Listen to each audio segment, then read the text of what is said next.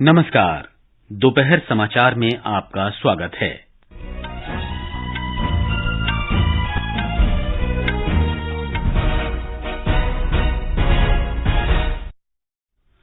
प्रधानमंत्री नरेंद्र मोदी ने तेलंगाना के हनमकोंडा में 6,000 करोड़ रुपए से अधिक की विकास परियोजनाओं का उद्घाटन किया। प्रधानमंत्री ने कहा, आज राजस्थान में 24,300 करोड़ रुपए से अधिक की विकास परियोजनाओं के उद्घाटन से लाखों लोगों को लाभ होगा। रक्षा मंत्री राजनाथ सिंह सोमवार को मलेशिया की 2 दिन की यात्रा पर रवाना होंगे। पश्चिम बंगाल में पंचायत चुनाव के दौरान हिंसक घटनाओं में 9 लोगों की मौत। दोपहर 1 बजे तक 36.6% मतदान। मौसम विभाग का अगले 4-5 दिन में उत्तर भारत में मूसलाधार वर्षा का अनुमान। और पीवी सिंधु और लक्ष्य Sen Canada open badminton tournament के सेमीफाइनल में पहुंचे। दोपहर समाचार के साथ मैं मुकेश कुमार। प्रधानमंत्री नरेंद्र मोदी ने आज तेलंगाना के हनमकोंडा में 6,000 करोड़ रुपए से अधिक की कई विकास परियोजनाओं की आधारशिला रखी। इस अवसर पर उन्होंने आर्ट्स कॉलेज मैदान में एक सार्वजनिक सभा को संबोधित किया। श्री मोदी ने कहा कि उनकी सरकार बुनियादी ढांचे के विकास और बढ़ी हुई संपर्क सुविधा को महत्व देती है, क्योंकि इसका आत्मनिर्भर भारत के लक्ष्य को प्राप्त करने में बहुत बड़ा योगदान है। भारत की आत्मनिर्भरता में तेलंगाना की भूमिका बहुत बड़ी है। जब भारत ने तय किया कि हम मेड इन इंडिया पर बल देंगे, तो तेलंगाना के मैन्युफैक्चरर्स ने पूरी ताकत लगा दी। जब भारत ने अपनी रेल को आधुनिक बनाने का फैसला किया, तो भी तेलंगाना ही अपनी बड़ी भूमिका निभा रहा है। अब काजीपेट में वैगन बनाने की नई फैक्ट्री बन रही है। यहाँ बनने वाले सैकड़ों वैगन भारतीय रेल के विस्तार और एक्सपोर्ट दोनों को बल देंगे। प्रधानमंत्री मोदी ने कहा कि पिछले 9 वर्षों के दौरान बुनियादी ढांचे के विकास में तेजी आई है और अनेक परियोजनाएं तेलंगाना के लिए शुरू की गई हैं। प्रधानमंत्री ने कहा कि केंद्र सरकार देश के सभी राज्यों के विकास के लिए प्रतिबद्ध है।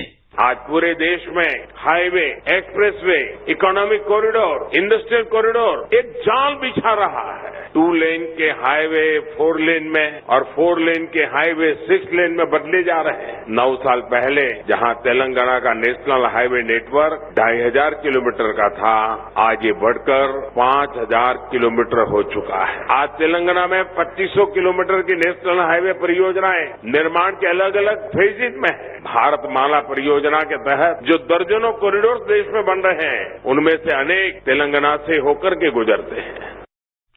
इस अवसर पर केंद्रीय सड़क परिवहन और राजमार्ग मंत्री नितिन गडकरी ने कहा कि आज जिन राजमार्ग परियोजनाओं की नींव रखी गई है, उनसे राज्य के पिछड़े क्षेत्रों का विकास करने में सहायता मिलेगी और प्रमुख औद्योगिक गलियारों तथा विशेष आर्थिक क्षेत्र की कनेक्टिविटी में सुधार होगा। हाईवे नेटवर्क खड़ा होने से उद्योग व्यापार को बढ़त मिलेगी। प्रधानमंत्री जी के नेतृत्व में जो रोड इंफ्रास्ट्रक्चर डेवलप होगा, वो यहाँ के माइनिंग इंडस्ट्री को, ट्रेड बिजनेस को, एक्सपोर्ट इंपोर्ट को और विशेष रूप से जो डेवलपमेंट की छोटी छोटी सेंटर्स है, उनको जोड़कर हम निश्चित रूप से रोजगार का निर्माण करेंगे। इंडस्ट्री में कैपिटल इन्वेस्टमेंट आएगा, जवान लोगों को रोजगार मिलेगा और जो मोदी जी का सपना है कि आत्मनिर्भर भारत बनाना, $5 ट्रिलियन की इकोनॉमी बनाना, ये निश्चित से यह सपना अमृत काल में पूरा होगा। इससे पहले प्रधानमंत्री मोदी हैदराबाद के हाकिमपेट हवाई अड्डे से एक विशेष हेलीकॉप्टर से हनमकोंडा पहुंचे। उन्होंने प्रसिद्ध भद्रकाली मंदिर में पूजा अर्चना की। प्रधानमंत्री ने वर्चुअल माध्यम से 5,500 करोड़ रुपए से अधिक की 176 किलोमीटर लंबी राष्ट्रीय राजमार्गों की 2 परियोजनाओं की आधारशिला रखी। श्री मोदी ने नागपुर विजयवाड़ा कॉरिडोर के 108 किलोमीटर लंबे मंचेरियल वारंगल खंड के निर्माण कार्य की शुरुआत की, जिससे दोनों राष्ट्रीय राजमार्गों पर लगभग 34 किलोमीटर की दूरी कम हो जाएगी। भारत के किसी प्रधानमंत्री ने लगभग 30 वर्षों के बाद हनमकोंडा का दौरा किया है। प्रधानमंत्री नरेंद्र मोदी की ये यात्रा महत्वपूर्ण है, क्योंकि तेलंगाना राज्य में अगले कुछ महीनों में विधानसभा चुनाव होने वाले हैं। प्रधानमंत्री ने कहा है कि भारतीय जनता पार्टी ने तेलंगाना के लोगों से किए गए वायदों को पूरा किया है। उन्होंने हनमकोंडा में विजय संकल्प सभा को संबोधित करते हुए आरोप लगाया कि भारतीय राष्ट्रीय समिति सरकार राज्य में लोगों के विभिन्न वर्गों को दिए गए अपने आश्वासनों को पूरा करने में विफल रही है। बाद में प्रधानमंत्री राजस्थान की यात्रा के लिए हैदराबाद रवाना हो गए। प्रधानमंत्री नरेंद्र मोदी राजस्थान के बीकानेर में आज शाम 24,300 करोड़ रुपए से अधिक की लागत वाली कई विकास परियोजनाओं का लोकार्पण और शिलान्यास करेंगे। श्री मोदी अमृतसर जामनगर आर्थिक गलियारे का 6 लेन वाला ग्रीन फील्ड एक्सप्रेसवे राष्ट्र को समर्पित करेंगे। प्रधानमंत्री बीकानेर में 30 बिस्तरों वाले कर्मचारी राज्य बीमा निगम अस्पताल का भी लोकार्पण करेंगे। प्रधानमंत्री लगभग 450 करोड़ रुपए की लागत से विकसित होने वाले बीकानेर रेलवे स्टेशन के पुनर्विकास कार्यों का भी शुभारंभ करेंगे। हमारे संवाददाता ने बताया है कि प्रधानमंत्री बाद में एक जनसभा को भी संबोधित करेंगे। पिछले 9 महीने में प्रधानमंत्री का राजस्थान में यह 7वां दौरा है। प्रदेश में दिसंबर में विधानसभा चुनाव होने हैं, इस लिहाज से प्रधानमंत्री की इस जनसभा को महत्वपूर्ण माना जा रहा है। श्री मोदी की जनसभा में 6 जिलों की 30 विधानसभा सीटों तथा 4 लोकसभा सीटों के पार्टी कार्यकर्ताओं और आम जनता को आमंत्रित किया गया है। प्रधानमंत्री के दौरे को लेकर बीकानेर के लोगों में भी खासा उत्साह है। शहर के प्रमुख चौराहों को सजाया गया है और प्रधानमंत्री के स्वागत के लिए जगह जगह होर्डिंग्स लगाए गए हैं। श्री मोदी के दौरे के मद्देनजर शहर तथा कार्यक्रम स्थल के आसपास सुरक्षा के व्यापक प्रबंध किए गए हैं। जितेंद्र द्विवेदी, आकाशवाणी समाचार, बीकानेर। ये समाचार हमारी वेबसाइट newsonair.com/hindi और हमारे mobile app news on AIR पर भी उपलब्ध हैं। दोपहर समाचार में आपका फिर स्वागत है। पश्चिम बंगाल में आज हो रहे त्रिस्तरीय पंचायत चुनाव के दौरान हिंसा की घटनाओं में कल रात से 9 लोगों की मौत हो गई है। अधिकारियों ने कहा है कि मरने वालों में तृणमूल कांग्रेस के 5 और भारतीय जनता पार्टी, मार्क्सवादी कांग्रेस पार्टी और कांग्रेस का एक कार्यकर्ता तथा निर्दलीय उम्मीदवार का एक समर्थक शामिल है। हिंसक झड़पों में अनेक लोग घायल हुए हैं और कम से कम 2 मतदान केंद्रों पर मतदान पेटियों को नष्ट किया गया है। राज्य के ग्रामीण क्षेत्रों में 73,887 सीटों पर सवेरे मतदान शुरू हुआ। इन चुनावों में 5 करोड़ 67 लाख मतदाता करीब 2,06,000 उम्मीदवारों के भाग्य का फैसला करेंगे।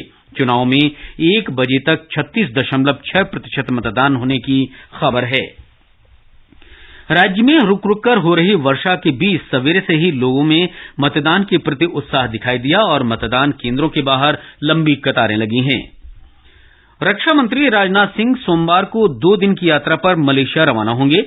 यात्रा का उद्देश्य दोनों देशों के बीच द्विपक्षीय रक्षा सहयोग तथा सामरिक साझेदारी को और मजबूत बनाना है। श्री राजनाथ सिंह मलेशिया के रक्षा मंत्री मोहम्मद हसन के साथ द्विपक्षीय रक्षा सहयोग की समीक्षा के साथ साथ संबंधों को और प्रगाढ़ बनाने के लिए नई संभावनाओं के बारे में चर्चा करेंगे। दोनों पक्ष साझा हितों के क्षेत्रीय और वैश्विक मुद्दों पर भी विचार विमर्श करेंगे। श्री सिंह मलेशिया के प्रधानमंत्री अनवर बिन इब्राहिम से भी भेंट करेंगे। राष्ट्रवादी कांग्रेस पार्टी के अध्यक्ष शरद पवार आज से महाराष्ट्र का दौरा करेंगे। उनकी पहली रैली नासिक जिले के येवला में होगी। पार्टी प्रवक्ता महेश तापसे ने कहा है कि श्री पवार का ठाणे, भिवंडी, पडगा, शाहपुर, इगतपुरी और अनेक स्थानों पर पार्टी कार्यकर्ता स्वागत करेंगे। इस बीच महाराष्ट्र के उप मुख्यमंत्री अजीत पवार के नेतृत्व वाले एनसीपी के गुट ने कल दावा किया कि एनसीपी में कोई फूट नहीं हुई है और 2/3 विधायकों के समर्थन का शरद पवार गुट का दावा निरर्थक है। उन्होंने कहा कि एनसीपी में अब तक की गई संगठनात्मक नियुक्ति असंवैधानिक है और निर्वाचन आयोग के फैसले से ही इस बात की पुष्टि होगी कि पार्टी की बागडोर किसके पास है। बृहस्पतिवार को शरद पवार के नेतृत्व वाली राष्ट्रवादी कांग्रेस पार्टी ने दिल्ली में कार्य समिति की बैठक में प्रफुल्ल पटेल, सुनील तटकरे, अजीत पवार और 8 अन्य विद्रोही विधायकों को पार्टी से निष्कासित कर दिया था। प्रवर्तन निदेशालय ने दिल्ली आबकारी घोटाला मामले में पूर्व उप मुख्यमंत्री मनीष सिसोदिया सहित अन्य आरोपियों की 52 करोड़ रुपए से अधिक की संपत्ति कुर्क कर ली है। मनीष सिसोदिया और उनकी पत्नी सीमा सिसोदिया की 7 करोड़ से अधिक की अचल संपत्ति, राजेश जोशी और गौतम मल्होत्रा का घर और जमीन जब्त की गई हैं। इससे पहले प्रवर्तन निदेशालय ने 76 करोड़ रुपए से अधिक की संपत्ति कुर्क की थी। अब तक इस मामले में 12 लोगों को गिरफ्तार किया जा चुका है। केंद्रीय अन्वेषण ब्यूरो ने बालेश्वर रेल दुर्घटना मामले में 3 रेल कर्मियों को गिरफ्तार किया है। सबूत नष्ट करने और गैर इरादतन हत्या से संबंधित धाराओं के अंतर्गत इन्हें गिरफ्तार किया गया है। 2 जून की हुई दुर्घटना में 290 से अधिक लोग मारे गए और 1000 से अधिक लोग घायल हुए थे। एयर इंडिया की सहायक कंपनी अलायंस एयर भारत और श्रीलंका के बीच हवाई संपर्क बेहतर बनाने की दिशा में महत्वपूर्ण कार्य कर रही है। अलायंस एयर दिसंबर 2022 से जाफना के पलाली हवाई अड्डे और चेन्नई के बीच उड़ानों को सफलतापूर्वक संचालित कर रही है। कंपनी 16 जुलाई से जाफना अंतर्राष्ट्रीय हवाई अड्डे और चेन्नई के बीच दैनिक उड़ान शुरू करेगी और वो ऐसा करने वाली पहली एयरलाइन बन गई है। ये समाचार आकाशवाणी से प्रसारित किए जा रहे हैं। ताजा समाचार जानने के लिए आप हमारे Twitter handle @AIR News Hindi को फॉलो कर सकते हैं। ये आकाशवाणी है। उत्तर भारत में अगले 4-5 दिन में तेज वर्षा होने का अनुमान है। मौसम विभाग ने कहा है कि अन्य राज्यों में भी सक्रिय मानसून का असर देखने को मिलेगा। आज सवेरे से राजधानी दिल्ली के कई इलाकों में वर्षा हो रही है। मौसम विभाग के वरिष्ठ वैज्ञानिक आर.के. जेनामणि ने इस बारे में और जानकारी दी। मौसम विज्ञान विभाग से जो वार्निंग है, मेनली सौराष्ट्र कच्छ के लिए रेड कलर वार्निंग है। जो हमारा हिमाचल प्रदेश और जम्मू रीजन है, वहाँ भी रेड कलर का वार्निंग है। और उसके साथ साथ जो सटा हुआ इलाका है, जैसे उत्तराखंड और पूर्व राजस्थान, पंजाब, हरियाणा, दिल्ली, यहाँ ऑरेंज अलर्ट है। हैवी रेनफॉल चल रहा है और दिल्ली में भी हैवी रेनफॉल चल रहा है। उसके साथ साथ गुजरात, कोंकण, गोवा, मध्य महाराष्ट्र, मराठवाड़ा, ये जगह में भी ऑरेंज अलर्ट है। जम्मू कश्मीर में खराब मौसम और जम्मू श्रीनगर राष्ट्रीय राजमार्ग की खराब हालत को देखते हुए जम्मू आधार शिविर से लेकर बालतल और पहलगाम दोनों आधार शिविरों से वार्षिक अमरनाथ यात्रा आज दूसरे दिन भी स्थगित है। हमारे संवाददाता ने बताया है कि यात्रियों के नए जत्थे को जम्मू आधार शिविर से आगे जाने की अनुमति नहीं दी गई है। राजमार्ग पर विभिन्न स्थानों पर करीब 500 वाहन फंसे हुए हैं और यातायात अधिकारियों ने लोगों को राजमार्ग पर न जाने की सलाह दी है। दिल्ली सरकार कांवड़ियों की सुविधा के लिए शहर में 200 कांवड़ शिविर लगा रही है। इन शिविरों में वाटर प्रूफ टेंट, रहने सोने की व्यवस्था, साफ पानी, शौचालय सहित अन्य व्यवस्थाएं की गई हैं। सावन महीने में लाखों की संख्या में श्रद्धालु हरिद्वार से जल लेने जाते हैं। और अब खेल जगत की खबरों के साथ हैं निखिल कुमार। पीवी सिंधु और लक्ष्य Sen Canada open badminton tournament के सेमीफाइनल में पहुंच गए हैं। 2 बार की ओलंपिक विजेता सिंधु ने क्वार्टर फाइनल में चीन की गाओ फांग जी को 21-13, 21-7 से हराया। वहीं लक्ष्य सेन ने बेल्जियम के जूलियन कैरागी को अंतिम 8 के मुकाबले में 21-8, 17-21, 21-10 से पराजित किया। सेमीफाइनल में कल सिंधु का मुकाबला जापान की अकाने यामागुची और लक्ष्य सेन का सामना जापान के केंता निशिमोतो से होगा। वहीं मौजूदा चैंपियन नोवाक जोकोविच विंबलडन टेनिस टूर्नामेंट के पुरुष सिंगल्स के प्री क्वार्टर फाइनल में पहुंच गए हैं। जोकोविच ने कल रात स्विट्जरलैंड के स्टेनिस्लास वावरिंका को 6-3, 6-1, 7-6 से पराजित कर अंतिम 16 में जगह बनाई। विश्व के नंबर 1 खिलाड़ी स्पेन के कार्लोस अल्काराज ने फ्रांस के अलेक्जेंडर मुलर को 6-4, 7-6, 6-3 से हराकर तीसरे दौर में जगह बना ली है। और 5वीं वरीयता प्राप्त ग्रीस के स्टेफानोस सित्सिपास ने 2 बार के चैंपियन एंडी मर्रे को 7-6, 6-7, 4-6, 7-6 से शिकस्त दी। मर्रे ने इससे पहले 2013 में विंबलडन का खिताब जीता था। उद्योग संवर्धन और आंतरिक व्यापार विभाग ने राष्ट्रीय पुरस्कार पोर्टल पर एक जिला एक उत्पाद पुरस्कार देने की घोषणा की है। इस पहल का उद्देश्य उन लोगों को पहचान देना और सम्मानित करना है जिन्होंने आर्थिक विकास के लिए अपने जिलों, राज्यों और केंद्र शासित प्रदेशों तथा देश से बाहर अंतर्राष्ट्रीय मिशन में असाधारण उपलब्धियां प्राप्त की हैं। पुरस्कारों के लिए 31 जुलाई तक आवेदन किए जा सकते हैं।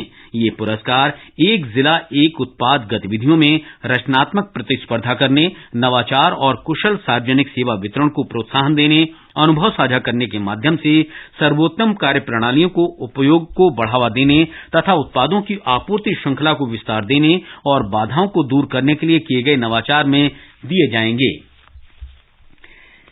अंत में मुख्य समाचार एक बार फिर। प्रधानमंत्री नरेंद्र मोदी ने तेलंगाना के हनमकोंडा में 6,000 करोड़ रुपए से अधिक की विकास परियोजनाओं का उद्घाटन किया। प्रधानमंत्री ने कहा, राजस्थान में आज 24,300 करोड़ रुपए से अधिक की विकास परियोजनाओं के उद्घाटन से लाखों लोगों को लाभ होगा। रक्षा मंत्री राजनाथ सिंह सोमवार को मलेशिया की 2 दिन की यात्रा पर रवाना होंगे। पश्चिम बंगाल में पंचायत चुनाव के दौरान हिंसक घटनाओं में 9 लोगों की मौत। दोपहर तक 1 बजे तक 36.6% मतदान। मौसम विभाग का अगले 4-5 दिन में उत्तर भारत में मूसलाधार वर्षा का अनुमान। और भारतीय खिलाड़ी पीवी सिंधु और लक्ष्य Sen Canada open badminton tournament के सेमीफाइनल में पहुंचे। इसके साथ ही दोपहर समाचार का ये अंक समाप्त हुआ। नमस्कार।